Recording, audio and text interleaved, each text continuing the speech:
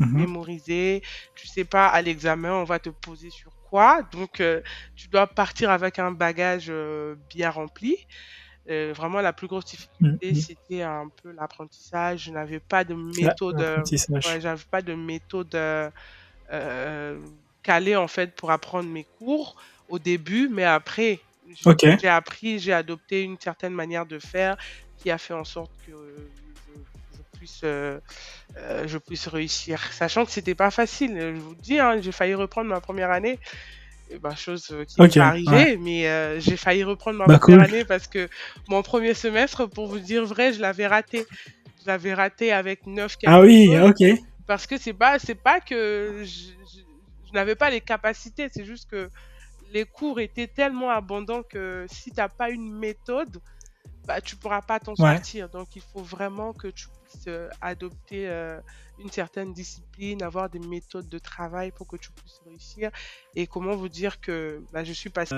Quand tu étais toute petite, est-ce que c'est par passion ou c'est une raison simplement tu dis bon ok le droit ça me plaît bien ou c'est quelqu'un qui t'a poussé à faire le droit? Comment ça s'est passé le choix de cette filière? Alors moi, à la base, il faut savoir que je sors d'un bac L et en faisant un bac L, bon, comme vous le savez, Ouais. hein, je suis étudiante étrangère, Mm. donc je suis originaire du Congo-Kinshasa. Donc chez nous, quand on fait un bac L, en fait, c'est vraiment le bac L est focalisé sur une matière en particulier que tout le monde connaît, le latin. Donc du coup, j'ai fait le Mhm. latin. Mon focus, c'était vraiment le latin parce que je me disais que après le lycée, j'allais faire un cours, enfin, j'allais faire des études en langue étrangère appliquée pour devenir interprète un jour, pourquoi pas être professeur de latin. En fait, mon but premier, c'était vraiment de pratiquer le latin. C'est vrai que c'est une Le langue latin. morte Ok. aujourd'hui, mais c'était vraiment ça Ok. mon point fort en faisant le bac L. Mais qu'est-ce qui Ok. m'a poussé à faire le droit? Parce que comme j'ai développé un peu un attachement pour le latin, donc j'ai appris à connaître plusieurs philosophes latins, dont Cicéron. Donc Ouais. Cicéron, Cicéron. Ok. il était en même temps avocat, il était poète, il était tout en fait. Et c'est son côté avocat qui a un peu fait en sorte que j'abandonne ma vision de faire les lettres pour Le prof de latin. basculer, Ok. ouais, pour basculer une carrière juridique en fait. Donc voilà, c'est vraiment Ok. quelque chose que Ok. j'ai toujours voulu faire depuis mes études. Ok, mais jamais trop tard, tu peux toujours devenir prof de latin. Bon, ça c'est une blague, mais ok. Donc l'inspiration t'est venue vraiment à travers Cicéron, C'est ça. bah, le fait qu'il était... Mhm. Étrangère. Ouais, Donc il y a ça voilà, il y aussi. a Ouais. ça. Donc il a fallu pour moi vraiment d'être concentré sur des matières qu'on nous enseignait parce que, encore une fois, en première année de droit, déjà le droit, quand on parle du droit, on voit le pays en fait. Il faut que tu connaisses le pays. Oui. Moi, je venais Mhm. avec ma connaissance de mon pays, de l'histoire de mon pays. Alors j'arrive en France, il Ouais. fallait que je sois concentrée, il fallait que je me mette à connaître l'histoire de la France déjà pour commencer. Et Ouais. aussi, il faut savoir que le début en droit, au début, c'est trop, en fait, c'est trop littéraire. Donc, il faut beaucoup apprendre, il faut beaucoup lire. Si t'es pas quelqu'un qui n'aime pas lire, dis-toi que les sciences humaines comme le Mhm. droit. Alors, déjà pour commencer, il faut savoir que quand tu rentres à la fac, c'est vrai qu'aujourd'hui, quand tu viens en première année de droit, par exemple, et quand tu vas en première année de, je sais pas, sciences, je sais pas, en fait, tu vas avoir une différence. En première année de droit, Ouais. tu peux trouver 2000 à 3000 étudiants. Et si tu vas dans les Ok. sciences, dans un auditoire de première année de sciences, je ne sais quoi, tu peux trouver 50, 100 étudiants, 100 étudiants, pardon.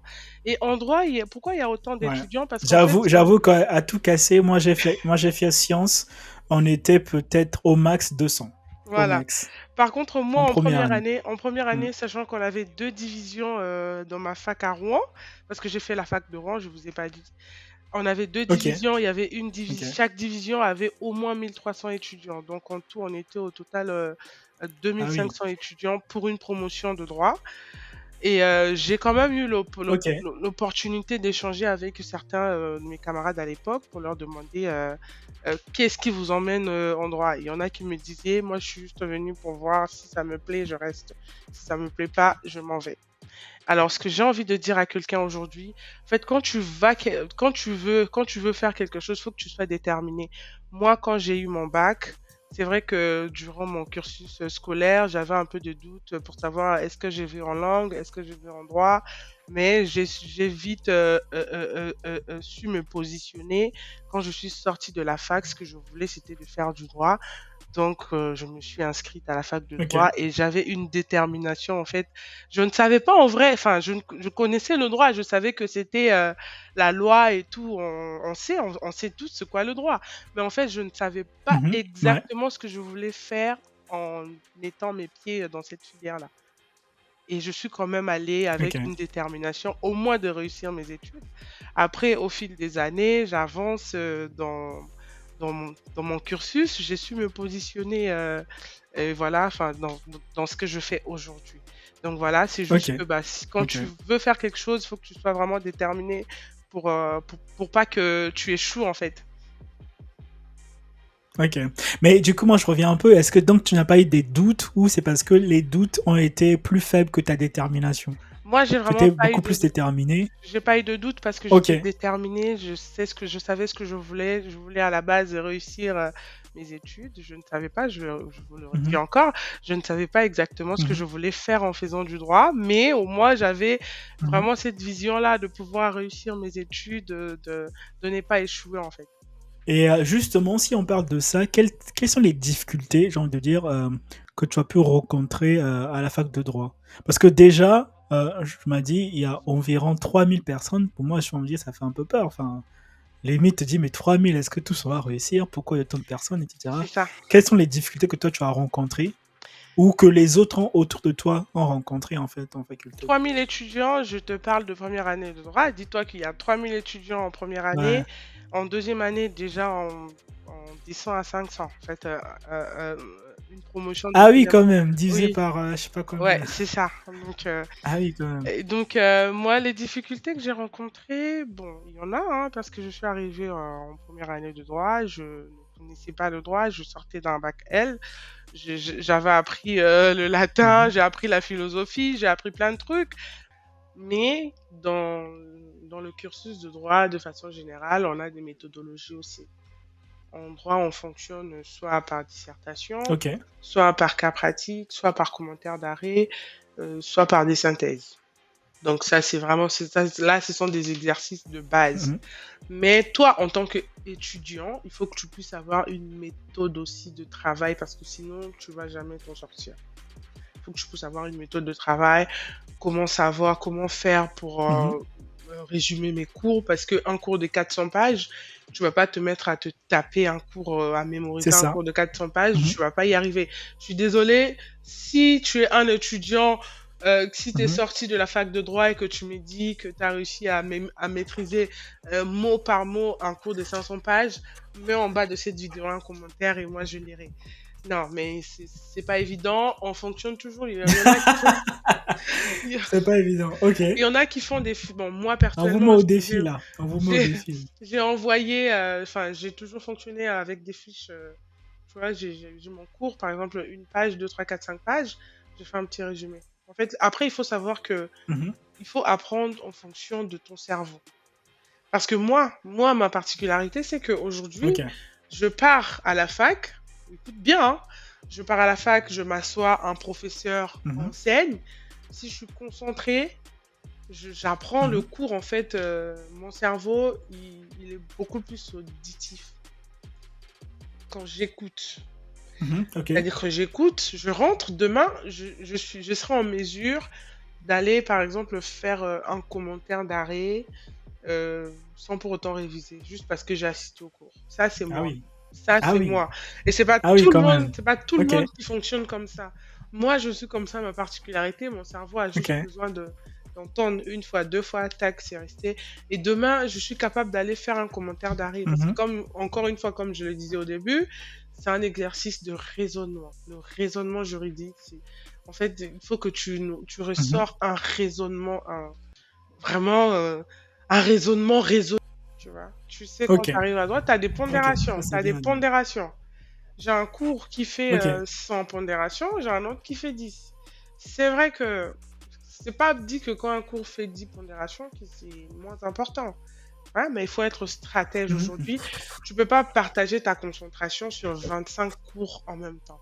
Tu peux regarder, hein, moi, ce que je faisais en tout cas, mes plus gros cours là et tout.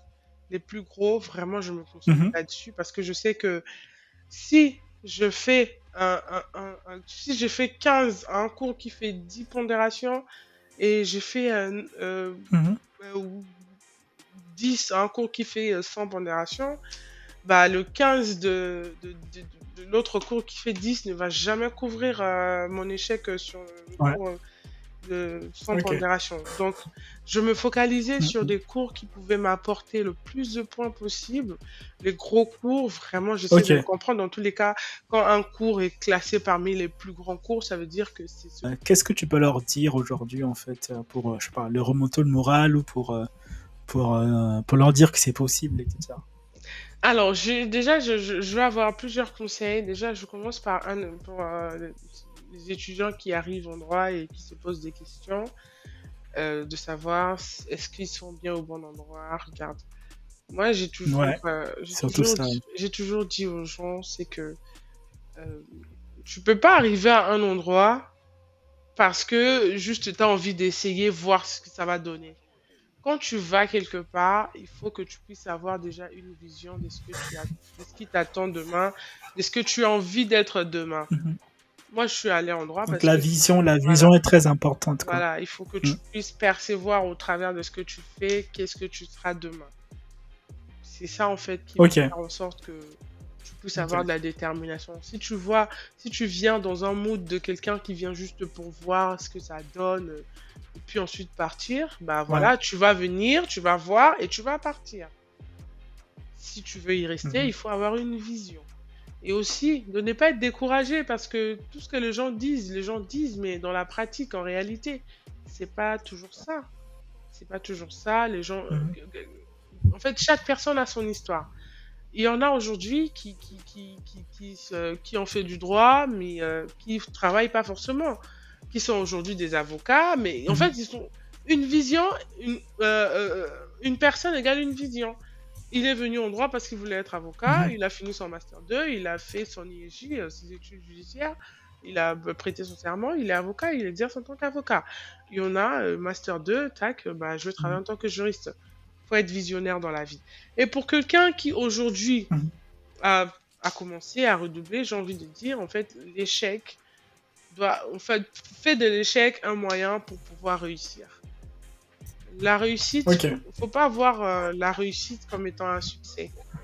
Il y a des gens qui vont vite parce que ils ont du succès en fait. Ils vont d'année en année, mais en fait ils n'ont Mhm. pas vraiment de vision. Toi qui as envie de réussir Mhm. et qu'aujourd'hui tu échoues, dis-toi que voilà, l'échec, en fait, ça doit te donner des méthodes pour que tu puisses réussir demain. Parce que si aujourd'hui tu échoues et que tu te dis, bah j'ai échoué, j'arrête, tu ne sais pas ce que demain Ouais. te réserve. Si tu es vraiment déterminé pour faire ça, n'hésite pas. Et pour quelqu'un qui est là, qui a redoublé une fois, deux fois, trois fois, j'ai envie de te dire, euh, pose-toi des questions de savoir si tu es au bon endroit. Parce que sinon, tu es en Mhm. train de perdre du temps. Est-ce que tu es au bon endroit? Est-ce que Ouais. tu es fait pour ça? Tout ça, c'est des Mhm. questions. C'est pas tout le monde qui est fait pour faire du droit. Mhm. Moi, par exemple, aujourd'hui, si tu me mets dans les sciences exactes, tu me perds.